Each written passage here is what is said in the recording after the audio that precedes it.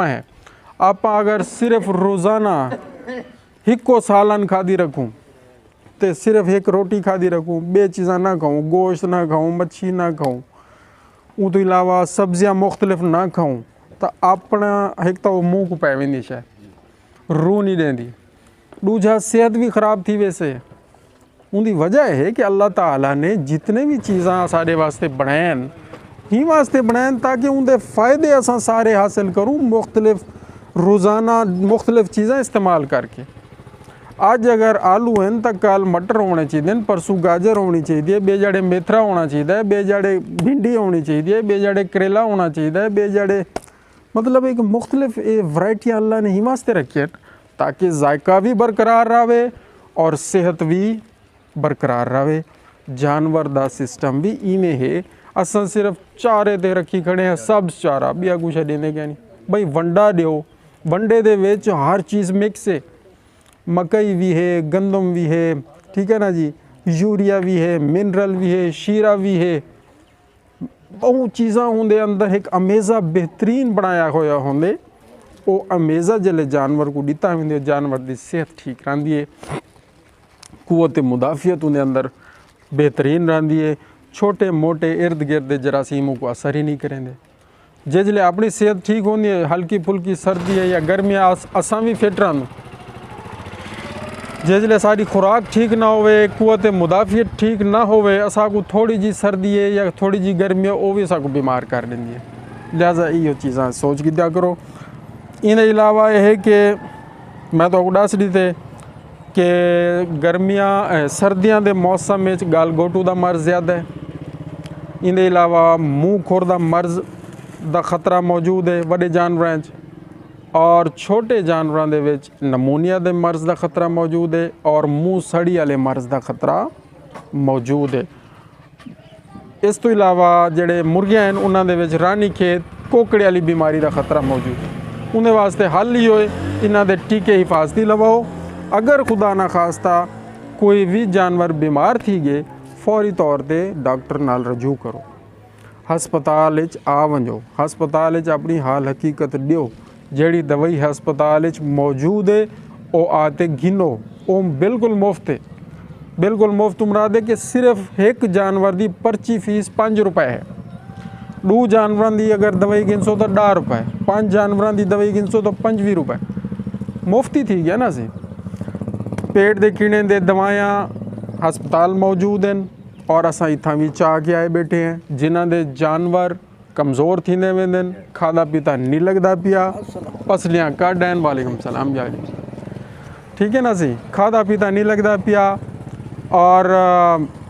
उस तो बाद मोटे नहीं थींदे पे, खीर नहीं वधेंदे पे, उन्हें कोई पेट दे कीड़ियां वाली गोलियां देना ज़रूरी है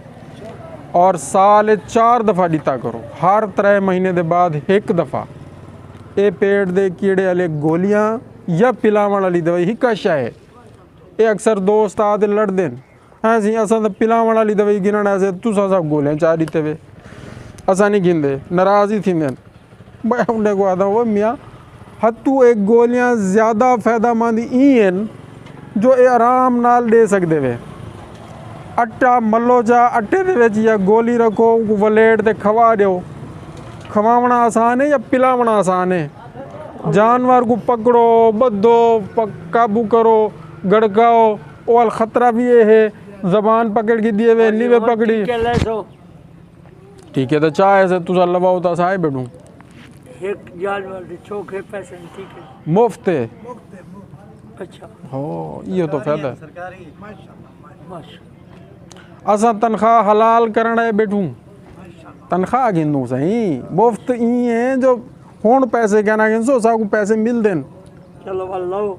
हाँ तू सदा आगे सारा एक जानवर के डॉक्टर मौसम जी जी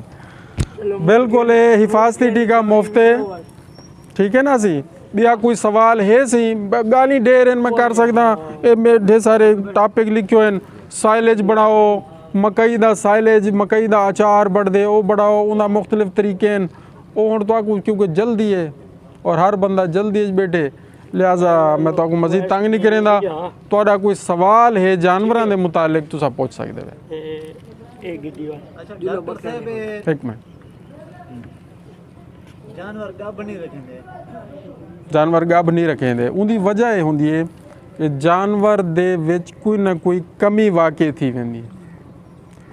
ਨਮਕਿਆਤ ਦੀ ਕਮੀ ਹਾਰਮੋਨ ਦੀ ਕਮੀ ਉਹਦੇ ਅੰਦਰ ਕੋਈ ਨਾ ਕੋਈ ਸਿਸਟਮ ਐਸਾ ਘੱਟ ਹੁੰਦਾ ਜਿਹਦੀ ਵਜ੍ਹਾ ਤੋਂ ਗੱਭ ਨਹੀਂ ਰੱਖੇਂਦਾ ਪਿਆ ठीक है ਉਹਦੀ ਖੁਰਾਕ ਬਿਹਤਰ ਕਰੇ ਸੋ ਉਹਦੇ ਨਮਕਿਆਤ ਬਿਹਤਰ ਕਰੇ ਸੋ ਇਨਸ਼ਾਅੱਲਾ ਅਜ਼ੀਜ਼ ਉਹਦੀ ਸਿਹਤ ਔਰ ਰਹਿਮ ਮਜ਼ਬੂਤ ਥੀ ਵੈਸੀ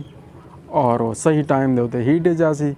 जानवर जिले हीट सही टाइम ते आसी सही तरीके ते आसी पूरा हीट च आसी गप भी रखे सी लिकोरिया दा मर्ज थी वेंदे बाज़ औकात ਉਹ ਜਿਹੜਾ ਹੁੰਦੇ ओवरी होंदी है गोल ओवरी होंदी है जिन्हें उत्ते अंडा बढ़दे बच्चे वाल कौन जुल रही यो जवान में दे सही एक मिनट ਤੁਹਾਡਾ ਤਾਂ ਇੱਕ ਜਾਨਵਰ ਹੀ ਗਾਨੀ ਤੁਹਾਡੀ ਤਾਂ ਇੱਕ ਮੁਰਗੀ ਹੈ ਜੀ बाकी लवा के उनसू ले लूँ आए जो बैठूँ क्या करना है बैठूँ ठीक है ठीक है मकसद आखण दा ਉਹ ਤੁਸੀਂ ਨਮਕਿਆਤ ਦਿਓ ਨਮਕ ਦਾ ਢੇਲਾ ਰੱਖੋ ਕਾਲਾ ਨਮਕ ਵੀ ਰੱਖੋ ਉਸ ਤੋਂ ਬਾਅਦ ਐਲਐਸ ਮਿਨਰਲ ਹੈ ਇੱਕ ਦਵਾਈ ਉਹ ਵੀ ਸਟਾਰਟ ਕਰਾ ਦਿਓ ਅਨਮੋਲ ਵੰਡਾ ਸ਼ੁਰੂ ਕਰਾ ਦਿਓ ਉਹ ਫਿੱਟ ਕਰੋ ਪਹਿਲੇ ਉਹਦੇ ਬਾਅਦ ਵੱਲ ਦੇਖੋ ਗੱਬ ਨਾ ਰੱਖੇ ਤਾਂ ਵੱਲ ਉਹਦਾ ਹੁੰਦੇ ਬਾਅਦ ਟੀਕਾ ਹੈ ਦਵਾਈ ਉਹ ਬਾਅਦ ਦਾ ਮਸਲਾ ਪਹਿਲੇ ਉਹਦੀ ਸਿਹਤ ਨੂੰ ਠੀਕ ਕਰੋ ਜੀ